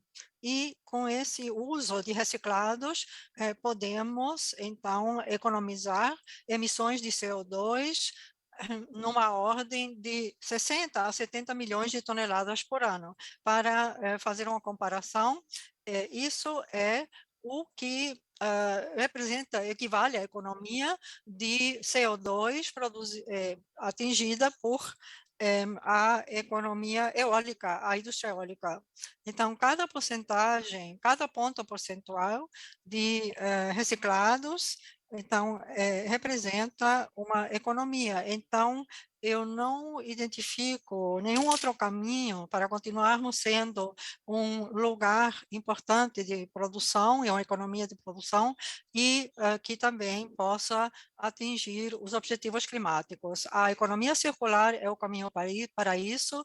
Nós temos que ver que no mundo todo não existe uma disponibilidade eterna ou indefinida de matérias-primas. Algumas matérias-primas só estão disponíveis em determinados países. Muitas matérias-primas têm que ser importadas de outros países. No Brasil, menos do que na Alemanha, mas a Alemanha depende da importação de matérias-primas para poder, então, para a sua indústria manufatureira. Então, como estamos diante de um crescimento da população mundial, é necessário agir de forma racional em relação à utilização de matérias-primas. As matérias-primas devem ser utilizadas várias vezes e não só uma vez e depois serem dispostas em um aterro. E a próxima grande pergunta é: o que significa isso em termos de parcerias de matérias-primas entre os países? Será que não queremos possibilitar a economia circular em nível global, mundial? Em relação a essa pergunta, respondemos sim. Nós queremos no futuro uma economia de matérias-primas que não se baseie principalmente em matérias-primas primárias, mas que consiga, então, dar o passo para a economia circular. Isso significa que precisamos de um sistema comercial que seja justo, mas que também corresponda às exigências ambientais. Por exemplo, se um país pequeno não tem uma indústria metálica, uma indústria metálica própria e produz, então, refúgio metálico, deve ter a possibilidade de exportar esse refúgio. Se um país não tem uma indústria de plástico, deve ter a permissão para exportar seus resíduos de plástico. E precisamos de regras claras para permitir que um comércio de resíduos. Precisamos também de regras para evitar que, através do dumping ou de exportações ilegais, não só haja um ganho, mas também haja um prejuízo para o mundo. Assim como agimos em relação às matérias-primas primárias, temos que ter normas também para as matérias-primas secundárias. Todo mundo sabe, por exemplo, todo mundo está ciente, por exemplo, do que significa exportar celulose ou exportar madeira. Então, nós precisamos de normas similares, estritas, em relação a materiais reciclados, matérias-primas secundárias. Nós queremos uma economia e uma economia de consumo que não reaproveite recursos e não só que os gaste. Então, eu acho que isso seria muito bom se pudéssemos chegar a formas de cooperação binacional. Por que será que um país que dispõe de uma tecnologia avançada de reciclagem, por que esse país não poderia trabalhar junto com países menos industrializados? Ou seja, não se trata de extrair matérias-primas da natureza, senão reaproveitá-las e utilizá-las como matérias-primas secundárias. Claro que há um enorme desafio em relação à temática das reciclados e também das matérias-primas. Claro que eu estou ciente do problema da geração de resíduos e de lixo plástico que é direcionado para os mares, para os oceanos, e os danos ambientais acontecem quando não há uma disposição correta dos resíduos. Isso é um problema mundial. Eu gostaria que países como a Alemanha ou o Brasil pudessem estabelecer projetos de parceria junto com cidades, com metrópoles, para poder, então, desenvolver uma indústria de reciclagem. Isso requer também uma separação de resíduos, isso requer também todos os passos, todas as etapas, e de uma indústria que atue de forma integrada, procurando caminhos para reaproveitar esses materiais e não apenas rejeitá-los ou jogá-los fora. Isso representaria uma nova qualidade da cooperação, então eu gostaria de contribuir com essas ideias para este fórum e agradeço novamente pelo convite e atenção.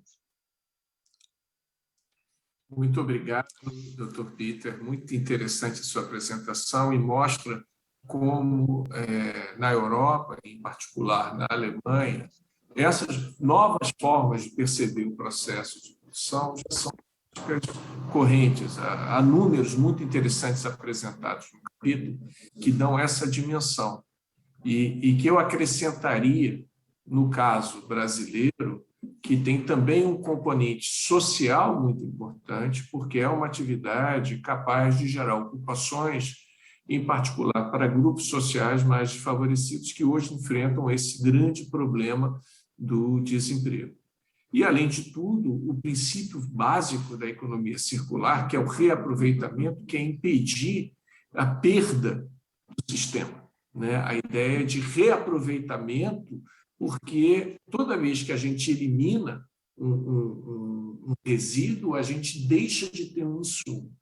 Então, é com muita alegria que o nosso próximo palestrante vai poder aprofundar essa questão no caso brasileiro, né? O Dr. Rubens Herbert Aibi, ele é vice-presidente da ABREM, que é a Associação Brasileira de Recuperação Energética de Resíduos, e secretária do WTR Brasil. Morou 10 anos em Zurique, onde estudou engenharia química na ETH Zurique, trabalhou no setor financeiro e ambiental, passando pelo UBS, ABB e WWF, ou seja, mostrando uma grande amplitude de áreas de trabalho e de setores institucionais envolvidos. Presta consultorias em projetos de geração de energia renovável a partir de resíduos sólidos, e é com muita alegria que eu passo ao Rubens, então, a nossa segunda palestra dessa sessão. Muito obrigado, professor Carlos. Uma satisfação aqui estar com vocês, com o Peter, meu grande colega da Alemanha, aí fazendo esse intermédio.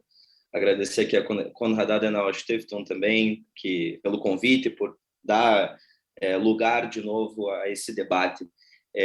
Aproveitando o gancho que você colocou ali, Carlos, né, dos vários setores que eu passei, eu acho que isso é muito importante para o tema que a gente vai abordar. É um tema extremamente multidisciplinar, né? Eu acho que a nossa relação com resíduos e energia, ela está intimamente ligada, a gente não pode separar uma coisa da outra.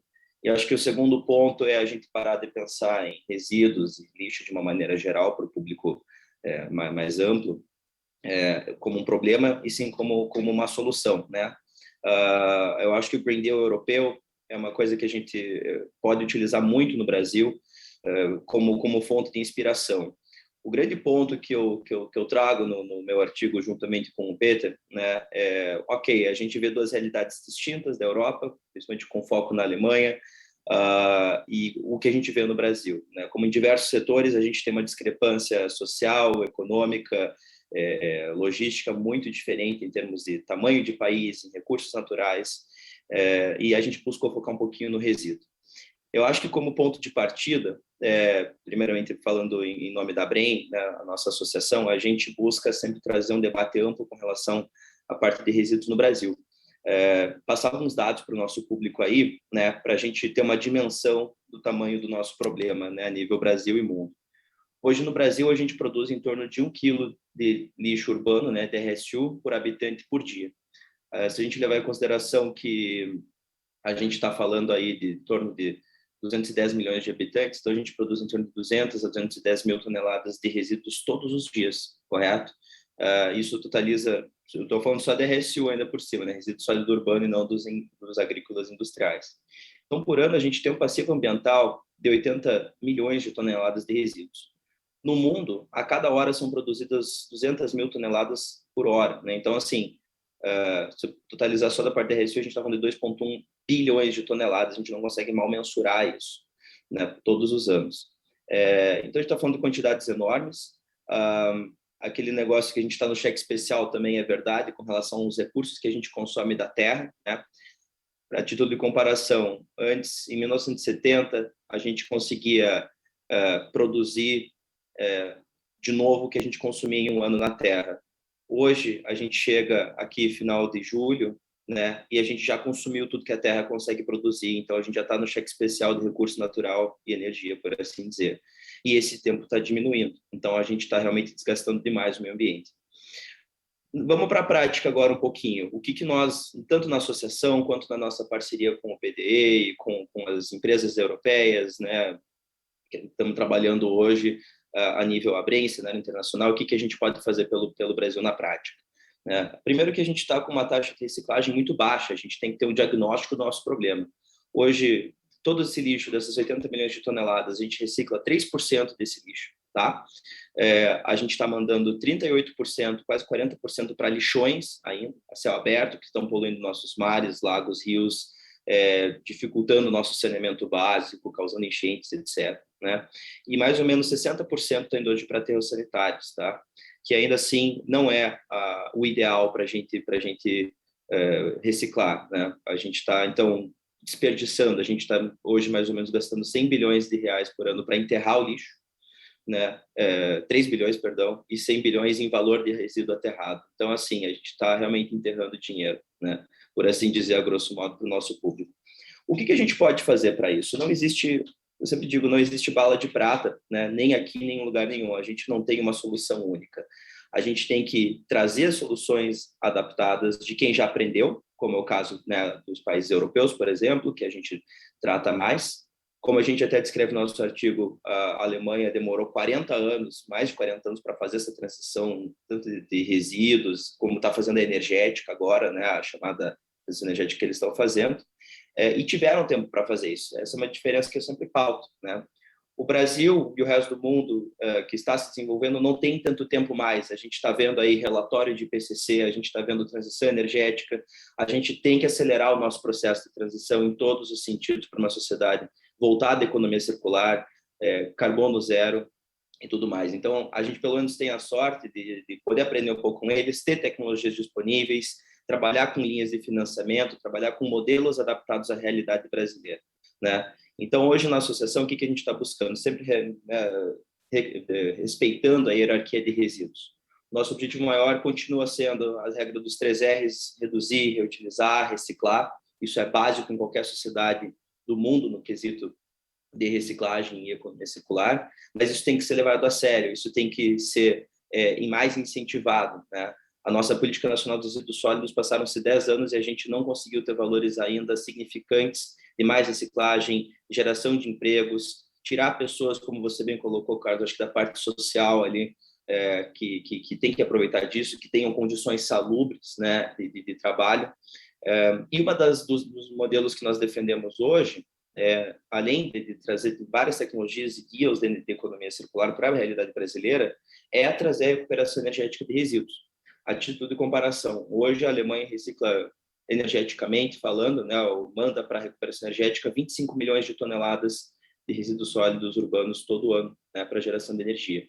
É uma tecnologia há décadas consolidada, lembrando, respeitando a hierarquia de reduzir, reutilizar, reciclar, né? A parte orgânica vai sempre para compostagem, para biogestão, quando separada na fonte, que também promove tipos diferentes de fertilizantes, promove também a diminuição da carga orgânica, menos quantidade orgânica indo também para o aterro, consequentemente gerando menos gás metano.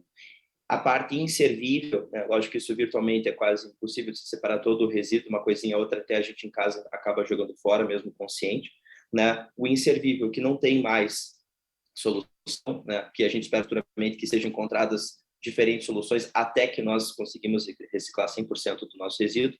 Hoje vai para a recuperação energética de resíduos, né? Para vocês terem uma ideia, hoje, segundo o último relatório do IPCC, perdão, agora é o 5º, né, porque saiu o 6º, as emissões de aterro hoje correspondem a mais ou menos 3 a 5% dos gases de efeito estufa no mundo, né? A gente pode mitigar isso, né, uma vez que a gente passe isso para a recuperação energética quando inservível. Então, essas usinas hoje, como tem em Berlim, em Zurique, onde eu morava, em Copenhague, onde nós visitamos hoje, elas conseguem mitigar mais de 8 vezes esses gases de efeito estufa, né? Não precisa, a cada 5, 10 anos, 15 anos, ser aberto um novo aterro, né? Custos logísticos que diminuem consideravelmente, né? Em vez de a gente mandar para 10, 15, 20, 30, 40 quilômetros, às vezes, o resíduo, a gente pode tratar ele perto da fonte, né? Paralelo a isso, é sempre feito também um processo de educação da população, que também é um pouco mais a longo prazo, né? Cartilhas, ecologia, reciclagem, separar, isso é um processo que vai ficar para as próximas gerações. Então, assim, a gente vê a solução do Waste Energy como uma das soluções, né? Não é a única, evidentemente, né? O problema do resíduo ele é muito mais amplo dentro do contexto da economia circular, mas é uma opção que está sendo bastante desenvolvida hoje, que a gente espera que seja tenha mais apoio e força no Brasil, que é o que nós estamos trabalhando, né? O mundo hoje já conta com mais de 2.500 usinas de recuperação energética de resíduos, né? Na Europa são mais de 500, no Japão são mais de 1.000, na China também em torno de mais de 400. Infelizmente, o único continente hoje que ainda não conta com essas usinas é o continente latino-americano, né? E nós, através do Brasil, gostaríamos de poder inspirar o resto do continente a trazer as melhores práticas. Então, hoje, agora que eu falei um pouquinho dos nossos dados, a nossa base e o que nós estamos promovendo como uma das linhas de frente, né? Eu acho bacana comentar assim, as perspectivas do futuro também. Eu acho que o Brasil hoje, no contexto do marco do saneamento e do próprio Plano Nacional de Resíduos agora, tem novas perspectivas, né? A gente tá botando como meta até 2024 mandar pelo menos 20% dos nossos orgânicos para aterro, para eliminar, perdão, 20% dos orgânicos em aterros, o que eu acho que é uma meta ambiciosa, mas é plausível, né? Eu acho que o novo marco do saneamento também ele consegue abrir portas para a gente ter o apoio de empresas privadas que antes não tinham condição de competir no mercado. Então, hoje, quando eu estou falando de uma tecnologia alemã, francesa ou italiana, querendo entrar com um parceiro brasileiro para fazer uma concessão, para entrar numa PPP, né, numa parceria público-privada, hoje esse horizonte existe, né, de forma um pouco mais regulada, um pouco mais moderna, um pouco mais segura, que é o que a gente precisa hoje no Brasil, né? A gente pensa na parte ecológica, com certeza, a gente pensa na parte social, que é importante, a pauta ESG está sempre em alta, mas eu acho que esses projetos é importante estruturar eles de maneira que a gente consiga ter um fluxo de investimentos e segurança jurídica no Brasil. A gente sempre diz aqui na associação e no setor, não faltam novas tecnologias, elas estão sendo constantemente desenvolvidas, até porque nós estamos muitas décadas, infelizmente, ainda atrasados com relação à Europa, então a gente pode, né, replicar muito disso para a realidade brasileira, não é tão fácil, mas é possível. E o que falta, na verdade, é segurança jurídica. Então, assim, a gente mostrar um mercado que dá certo, a gente ter esse tipo de discussão que nem nós estamos tendo aqui agora, né? Todo mundo conhece o potencial brasileiro, todo mundo quer, ao mesmo tempo, preservar o Brasil, né? A gente não pode, como também a gente cita no nosso artigo, exportar, e em algum momento, assim, esses países, como até o próprio Peter coloca uma parte do artigo, né? Importou tantos anos, se beneficiou tanto de recursos brasileiros, agora acho que está na hora de a gente tentar retomar uma discussão para a gente conseguir pegar essa experiência europeia, por exemplo, a experiência alemã, trazer para cá, né? Seja com empresas, sejam com instituições como a CAS, como a ABREM, como o BDE, sinalizar para a sociedade, para o mercado, e ir na onda global da pauta ESG, que é super importante a gente conseguir, né, tirar esses projetos do papel. Eu acho que mais importante que a gente discutir é a gente pensar em mecanismos. Então, o marco do saneamento é um deles, as tecnologias são outras, as instituições, as empresas fazem parte desse processo, e principalmente chegar aonde nós queremos. Utilizar menos recursos, ter menos perda hídrica, né? Hoje a gente tem 38% de perda hídrica no nosso sistema de saneamento brasileiro, ou seja, tudo que a gente consegue recuperar de água, 38% é perdido na canalização, né? Mais de 100 milhões de brasileiros não têm hoje, né, a coleta da água. Isso é terrível, tratamento de água, perdão. Então, assim, a gente precisa mudar esses valores, né? A gente tem pouco tempo, é um setor extremamente proeminente, né? Se a gente pensar hoje que a gente quer universalizar, por exemplo, o saneamento no Brasil, quando eu falo saneamento, é água, esgoto e resíduo incluso, né? A gente está falando em torno de 700 bilhões de reais de investimentos que podem vir para o Brasil. Isso pode fazer parte da nossa retomada econômica, isso pode fazer parte da geração de empregos nova, né? A gente aproveitar esse salto, ver o que deu certo lá fora e já aproveitar para cá e conseguir trazer isso para cá, criando segurança jurídica, principalmente alertando as pessoas, cobrando os nossos políticos, independente de ideologia, né? Mas estando ali, mostrando que aquela pauta é relevante, é importante, né? A gente está aí num problema de crise hídrica agora em alguns estados do país, a gente vê que é uma falta, isso está impactando o nosso setor elétrico, né? E o aquecimento global está aí, a gente tem que também ser consciente disso. Então, quanto antes a gente conseguir mudar esses paradigmas e trabalhar melhor, eu sempre digo, né? Se você quer ir perto, você vai sozinho. Se você quer ir longe, você vai acompanhado. Então, é uma satisfação estar com vocês aqui, principalmente com o meu colega Peter, que a gente trabalhou bastante e tem já há alguns meses debatido essas parcerias. Espero em breve, depois que a pandemia terminar aí, ou não estiver tão grave, a gente possa fazer missões, tanto de Europa, Brasil, quanto Brasil-Europa, e aprender com os nossos parceiros e também poder ensinar alguma coisa. Agradeço ao Peter, agradeço a você, Carlos, e o pessoal da CAS também. Muito obrigado. Muito obrigado, Rubens. Antes de eu fazer algum comentário, eu queria convidar aos nossos ouvintes para responder uma enquete que vai aparecer na tela de vocês. Basta clicar nas respostas e participar, tá? Então, fica aí o convite aos nossos ouvintes para também participar aqui. O Rubens fez um comentário, termina a fala dele, e eu vou aproveitar o final da sua fala, Rubens, para fazer a conexão com o capítulo que eu escrevi com a professora Bianca Castro, justamente de oportunidades e desafios que a economia verde traz. E como o Rubens colocou, existe um grande potencial. Ele falou especificamente de um setor onde nós temos muito a melhorar, e não melhorar apenas por razões ambientais, também por razão econômica, como foi colocado, é uma oportunidade de geração de atividade econômica e emprego, mas também por ser um setor socialmente muito importante. Por quê? Aquele resíduo que não é disposto adequadamente, ele é um risco para a sociedade. Ele é um risco para a população e, em particular, a população mais pobre. A gente tem trabalhado muito o nosso grupo de pesquisa com o conceito de exclusão ambiental. O dano ambiental ele não é igualmente repartido pela sociedade. Os grupos sociais mais frágeis tendem a ser os que mais sofrem. E o tema que o Rubens coloca do saneamento é um desses exemplos, ou seja, a população que sofre com o saneamento não executado é a população que não tem recurso para se deslocar para uma área mais valorizada e, portanto, acaba criando um ciclo vicioso de pobreza e degradação ambiental. Então, fazer política ambiental é também fazer uma política de competitividade. Então, nesse sentido, eu vou fazer uma pergunta para o Peter e uma pergunta para o Rubens, cada uma direcionada a um público diferente, mas a pergunta essencialmente é a mesma.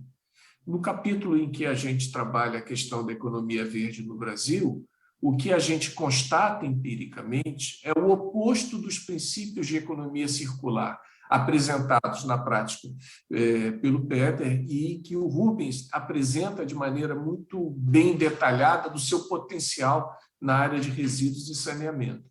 Mas, infelizmente, o nosso caminho de produção é da materialização, é o oposto da circularidade, ou seja, o PIB brasileiro é cada vez mais dependente da geração de matéria-prima virgem, que é a antítese da circularidade. Nada contra o setor agro, nada contra o setor da extrativa mineral, mas são setores que têm limitação, justamente porque o avanço inovativo do século XXI é no sentido de se libertar. Então, a pergunta que eu faço ao Dr. Peter é, com sua experiência na área legislativa, por que há tanta dificuldade no Brasil que nós temos de levar essa mensagem, não só no legislativo federal, mas também nos legislativos subnacionais, e o senhor trabalhou muito tempo na gestão subnacional em Berlim, nós vemos um retrocesso na legislação ambiental no sentido de andar para trás e libertar a economia, abre aspas, desta amarra, como se a política ambiental fosse contra a competitividade, quando, na verdade, ela elabora a verdadeira competitividade, a competitividade autêntica. Então, gostaria de ouvir um pouco do senhor da experiência da mensagem para o legislativo. Como a gente pode aprimorar, pensando não apenas o legislativo federal, mas também os legislativos subnacionais, que no caso brasileiro estão nos estados e estão nos municípios. E ao Rubens, a mesma pergunta para o setor privado. Infelizmente, a gente vê, a despeito de empresas inovadoras, setores inovadores, como a sua associação, que trabalha num tema que é muito importante, a gente percebe uma inércia do setor empresarial que tende ainda a perceber a política ambiental como algo que é contrário à competitividade e não favorável.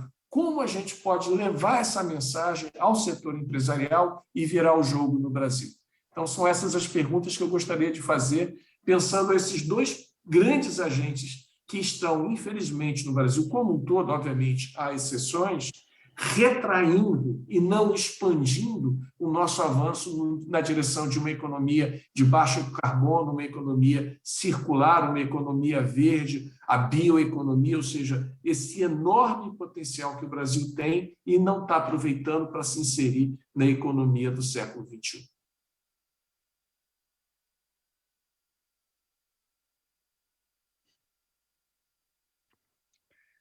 Vielleicht, Herr Professor Frickmann, darf ich. Posso responder a primeira? Bom, o primeiro problema é um problema mental, de pensamentos. Vamos entender que os lixos de hoje são as matérias-primas de amanhã. Basta entender isso. E ali, sim, aumentará o interesse em considerar, refletir como podemos gerar essas matérias-primas dos resíduos. Mas isso requer a construção de uma infraestrutura comum que começa com a coleta dos resíduos e de forma separada. E assim cria toda uma base, um fundamento para que se possibilite continuar trabalhando com esses materiais. O Rubens já falou que na Alemanha, para o desenvolvimento da economia circular, precisamos 40 anos. Então, a minha mensagem hoje é, por favor, não permitam que os outros países também levem 40 anos até que atinjam um nível razoável. Isso vai fazer ou causar problemas ambientais terríveis. Todos conhecem as fotos da poluição plástica dos mares e o que é que fazemos com esses resíduos. É difícil dizer para o mundo todo, não usem plásticos. O plástico é inevitável para embalagens, para a questão da aparelhos eletrônicos, no transporte, em toda parte precisamos de plásticos, mas precisamos saber trabalhar com plástico. Isso significa não jogá-los, descartá-los na natureza, não, precisamos coletá-los, não conseguiríamos evitar isso. Mas o que é que se opõe ao fato de que de manhã, quando você vai à feira, porque qual é o problema, digamos, que as crianças já na sua escola encontrem coletores separados de lixo para vidro, para plásticos, para papelão, a mesma coisa para os cidadãos nas ruas. Então, isso tudo é viável, é fácil. E aí, criando isso, as empresas também vão se incentivar quando veem que existe uma chance de ganhar dinheiro com isso. As empresas não são entidades de benfeitorias, enfim, de voluntariado. A indústria precisa gerar seus lucros, seus ganhos e entender que pode ganhar sua matéria-prima a partir da natureza, mas também da reciclagem, se a qualidade for correspondente. Então, precisamos nos preocupar com essa qualidade para que seja dos resíduos, para que possam ser aproveitados. Temos que raciocinar dentro de uma economia circular, seja usando alumínio, vidro, plástico, tudo isso pode ser aproveitado, mas isso precisa fazer parte do nosso conceito de economia, de atividade econômica. Se os senhores perguntarem os cidadãos na Alemanha, qual é a sua contribuição concreta para a economia circular? 94% vão responder que participam da coleta seletiva. Eles entenderam o princípio e também não querem que a natureza vire todo um lixão. Mas precisamos dar para eles formas de resolver isso.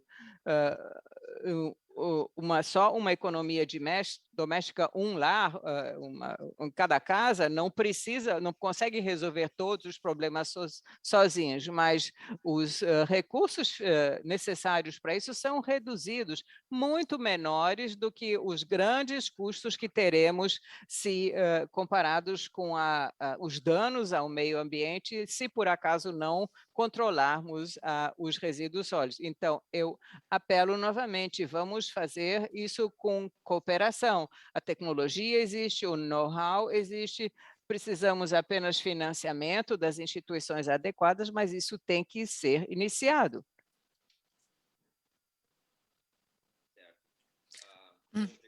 Pela pergunta, eu acho que o grande parte que o Peter comentou, eu concordo 100%, eu acho que a gente não pode partir do princípio, né, que as empresas que vão investir nesse setor, você comentou sobre a atratividade disso, não vão dar algum tipo de lucro, elas querem, evidentemente, ganhar, assim, é o sistema que nós trabalhamos. Eu acho que, assim, não é só incentivo do governo, é incentivo de fora, eu acho que, assim, primeiro, a gente ter uma mentalidade, acho que como o Peter começou até comentando a falar, de a gente mudar e transformar isso num negócio de verdade, né? Daquela velha frase, one man's trash is another man's treasure, né? Assim, o lixo de um homem pode ser o tesouro de outro. Infelizmente, hoje não é todo tipo de negócio de reciclagem, por exemplo, que é um bom negócio. Às vezes, cidades menores também não são tão atrativas financeiramente.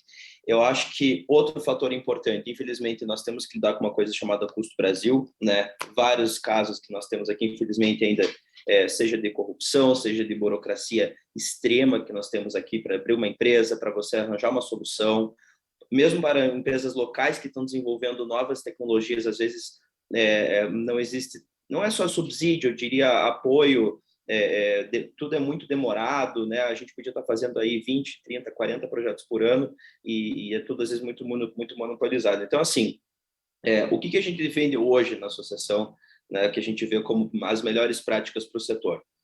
Como eu comentei antes, eu acho que o novo marco do saneamento é um primeiro passo para isso, né? Quebrar alguns monopólios, abrir espaço para a competitividade. Lógico que essa competitividade ela não tem que ser aberta no sentido de também um laissez-faire qualquer, né, que a gente traz qualquer tipo de tecnologia, qualquer tipo de solução, né, isso tem que ser validado, isso tem que ser regulado, que já está sendo aos poucos aí. A gente tem, por exemplo, agora a Agência Nacional das Águas, que vai ser a agência reguladora do setor de saneamento, né, e nós temos que, eu volto a bater mais uma vez na tecla da questão da segurança jurídica. Quando você tem um município, por exemplo, que você vai fazer uma concessão, né, de 30 anos, por exemplo, e você está prestando um serviço básico de coleta de resíduos, de saneamento, de geração de energia a partir do resíduo, né? O empreendedor, ele quer ter certeza que ele vai receber o resíduo dele, certo? Que ele vai receber a quantia, né, que ele é pago, que ele vai ser pago por aquilo, correto? Porque são sistemas básicos. Hoje você não pode, no Brasil, você simplesmente parar de coletar resíduo, por exemplo, né? Mas às vezes o município, quem é prestado o serviço, acaba não pagando, a gente tem taxas de inadimplência. Então, o que nós precisamos hoje é desenvolver mecanismos de segurança para o investimento, né? De certeza que aquele investimento vai vir, ou pelo menos que ele vai ter um mínimo de atratividade, de custo de capital, etc. Às vezes não precisa ser o melhor payback do mundo, ou que o projeto saia do dia para a noite. São projetos, como o Peter até colocou, de infraestrutura grandes, então a gente tem que pensar no longo prazo, não são projetos pequenos, não são projetos de 1, 2 anos, são projetos para 30, 40, 50 anos. Eu acho que falta mais visão de longo prazo no Brasil, e para a gente ter visão de longo prazo, a gente tem que ter segurança jurídica, a gente tem que ter certeza que se uma empresa, ou mesmo que seja uma PPP, vai ser investido ali 300, 400, 500 milhões de reais, que aquilo vai ter volta, que não vai passar governo, voltar governo e que vai mudar a lei, certo? Ou que vai ser revista aquela taxa ou tarifa. Então, assim, a gente tem que mostrar estabilidade, a gente tem que mostrar robustez, mostrar que o Brasil está preparado para isso. É uma tarefa árdua, com certeza, né? Mas eu acho que, e até o que nós focamos hoje, é mostrar cases de sucesso, seja com um biodigestor, seja com uma usina de incineração, seja com a de reciclagem, seja com um projeto de saneamento, seja com as concessões novas. Eu acho que isso está começando a se movimentar no Brasil, ainda falta mais um pouco de regulação, ou menos regulação em alguns casos também, né? Não adianta se regular demais uma coisa desnecessária, ou desregular uma coisa que você também tem que ter ali, como limites de emissões, qualidade ambiental, etc. Então, a gente regular o que tem que ser regulado e deixar ser feito que né, onde tem a concorrência, tem o fluxo de investimento. Me estendi um pouco, acho que na resposta, mas eu acho que é isso que nós precisamos fazer. E principalmente, o que a gente tenta fazer hoje é mostrar que tem empresa séria, tem profissional sério, tem espaço para um diálogo, né, para fazer parcerias. Eu vejo muitas empresas ainda, às vezes, com medo de investir no Brasil, tem um certo receio, e eu digo, existe possibilidade, quem quiser pode nos buscar aqui nesse setor, a gente está sempre disposto, está aberto, tem muita gente séria, tem muita gente boa. Eu falo isso com certa propriedade, estamos com 50 associados hoje, tanto brasileiros quanto internacionais, e o setor tem se desenvolvido. Então, só mais de ver iniciativa privada, eu acho que tem grande chance de dar tudo certo, da minha visão, como foi feito em tantos lugares. Muito obrigado, Peter, muito obrigado, Rubens. Antes de passar a palavra para vocês fazerem suas considerações finais, eu vou fazer só 2 comentários relacionados à fala de vocês e que também está relacionado ao trabalho da gente. Fica muito claro que existe a necessidade da gente fazer o preço correto, o preço justo, como o Rubens coloca, o custo Brasil. Mas esse custo Brasil precisa considerar também a externalidade negativa, que é um grande avanço que a União Europeia pode mostrar para a gente através do princípio do poluidor usuário pagador, que isso faz com que o bom produtor, aquele que recicla, aquele que reusa, vai se beneficiar e aquele que está fazendo de forma predatória vai ser prejudicado, para a gente ter uma competitividade justa daquele que utiliza matéria-prima sustentável e aquele que utiliza de forma predatória. Infelizmente, é um processo de mini-reforma tributária no Brasil, onde o tema do princípio o pagador foi excluído porque a maior parte do setor privado não quer, e do setor legislativo e da sociedade como um todo, aqui não estou colocando a culpa em A, B, C, é um problema coletivo, nós não queremos encarar esse problema do custo que está embutido, externalidade que não aparece para todos. Há uma expressão em português que é varrer para debaixo do tapete. É como se a gente pudesse jogar a externalidade debaixo do tapete. E um segundo ponto que o Rubens coloca, que é fundamental, segurança jurídica, que também envolve a presença de um Estado com o poder de realizar política pública. E na região metropolitana onde eu moro, Rio de Janeiro, segunda maior região metropolitana do Brasil e da América Latina, da América do Sul, ela tem um problema sério de falta de segurança no sentido mais geral, onde tem a ocupação de espaços por milícia, por poder paraestatal paralelo, que tem criado problemas para que empresas e cooperativas se estabeleçam. Ou seja, o que a gente quer é uma cooperação entre Estado e setor privado. O setor privado precisa de um Estado e o Estado precisa do setor privado. O discurso anti-Estado é tão negativo quanto o discurso anti-empresa. E para fazer essa transformação, a gente precisa da cooperação dos dois. E com isso, eu peço, então, para o Peter e para o Rubens, em 90 segundos, 1 minuto e meio, fazer suas considerações finais.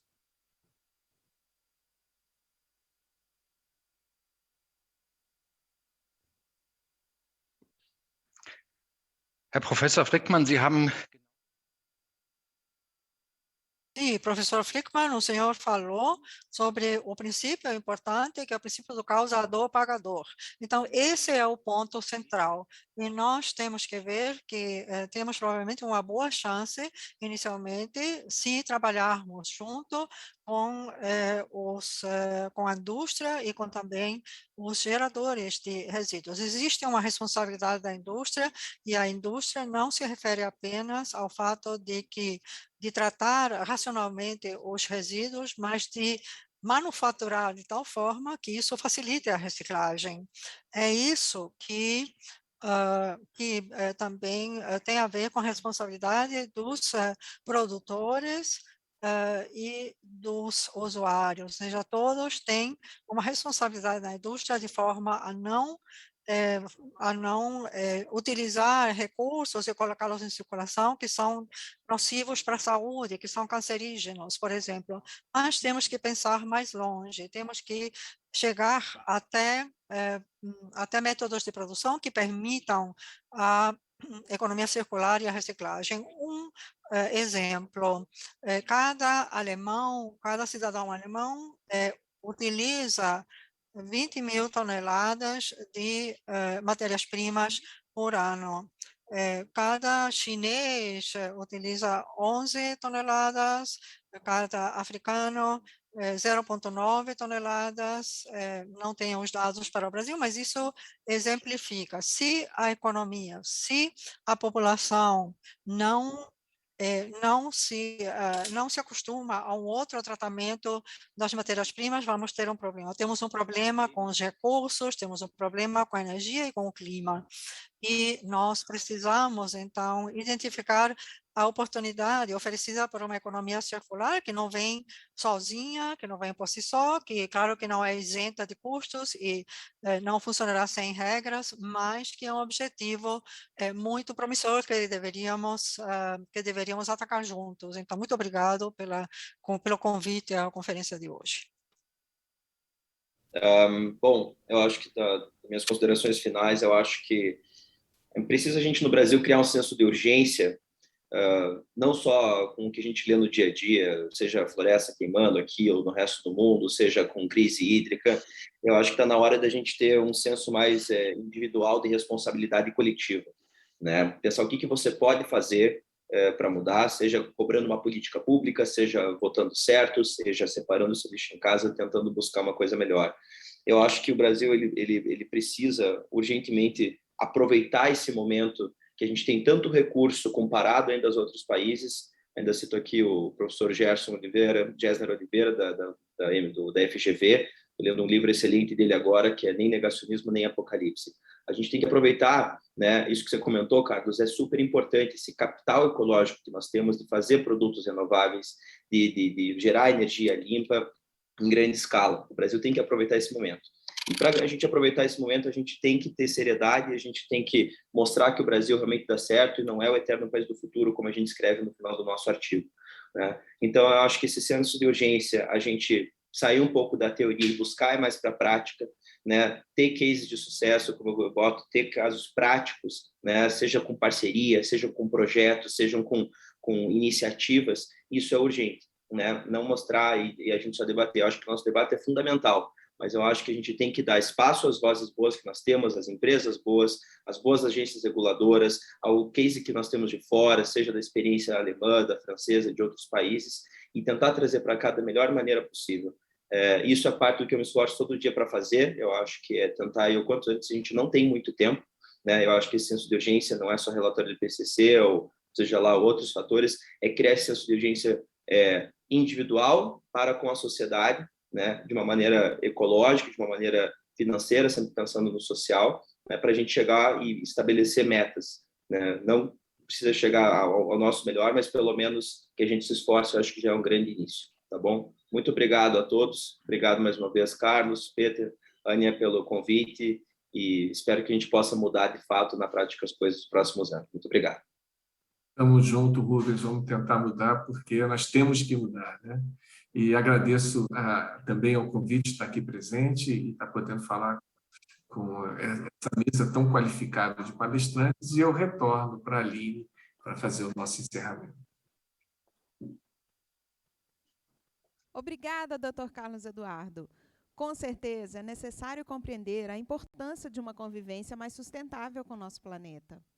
Tanto o Brasil quanto a União Europeia se beneficiarão ao trabalharem juntos na fortificação da economia circular no país. Professor Carlos Eduardo Jung, agradecemos a ótima condução do debate e agradecemos também a contribuição dos nossos convidados, Peter Kurt e Rubens Aeb. Agora, vamos aos vencedores do quiz. Os 3 que responderam mais rápido às nossas perguntas foram Lucas Antônio Poiares Castro, Marlene Duarte e Bárbara Gomes Xavier. Parabéns aos ganhadores. Agradecemos a participação e a colaboração no chat e nas perguntas. Entraremos em contato com os ganhadores pelo e-mail que foi colocado no formulário do quiz. A CAS Brasil organiza esse evento justamente para construir essa ponte entre especialistas e o público, para ampliar o acesso ao debate sobre o tema e agregar trocas proveitosas. Agradeço mais uma vez a todos os palestrantes e aos moderadores por suas contribuições ao debate e também aos autores do livro do Fórum. Passo a palavra agora ao diretor adjunto da CAS Brasil, Kevin Oswald, para as palavras de encerramento.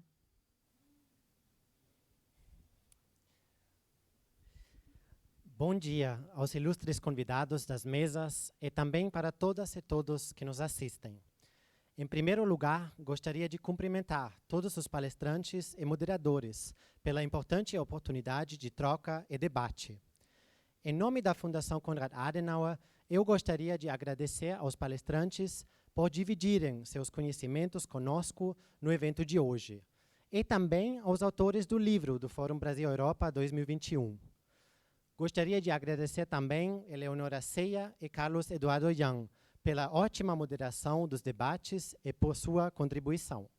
Não menos importantes, agradeço aos tradutores que facilitaram nosso entendimento dos diferentes idiomas, a equipe técnica que operou a plataforma com tanto êxito e a equipe da CAS Brasil, que se dedica a tornar os nossos projetos um grande evento. Entretanto, foi a participação do nosso público, tanto pelo chat na plataforma, quanto pelas respostas aos nossos quiz, enquetes e pelas mídias sociais da CAS Brasil, que de fato contribuiu para o sucesso do fórum, e agradeço muito a colaboração de vocês. Todos nós sairemos daqui mais esclarecidos sobre o assunto, com informação de qualidade e enriquecidos de conhecimento. A Fundação Konrad Adenauer acredita que oportunidades abertas, gratuitas e amplas como esta são muito importantes para repensarmos o mundo em que vivemos hoje. Como foi apresentado, o Brasil e a Europa possuem diversos assuntos em comum no âmbito econômico, social, cultural e político, sendo de extrema necessidade a fortificação dessas relações bilaterais. Gostaria também de compartilhar com todos vocês que a CAS Brasil, o SEBRE e a Delegação da União Europeia no Brasil abrem na próxima quinta-feira, dia 19 de agosto, as inscrições para a 18ª Conferência de Segurança Internacional do Forte de Copacabana. Garanta sua vaga e participe. Será mais uma oportunidade de debatermos sobre a situação global, junto com renomados especialistas do Brasil e de vários países do mundo, como nossos ilustres convidados de hoje. Esperamos vocês também no Fórum Brasil-Europa no ano que vem, em 2022. Muito obrigado, até a próxima.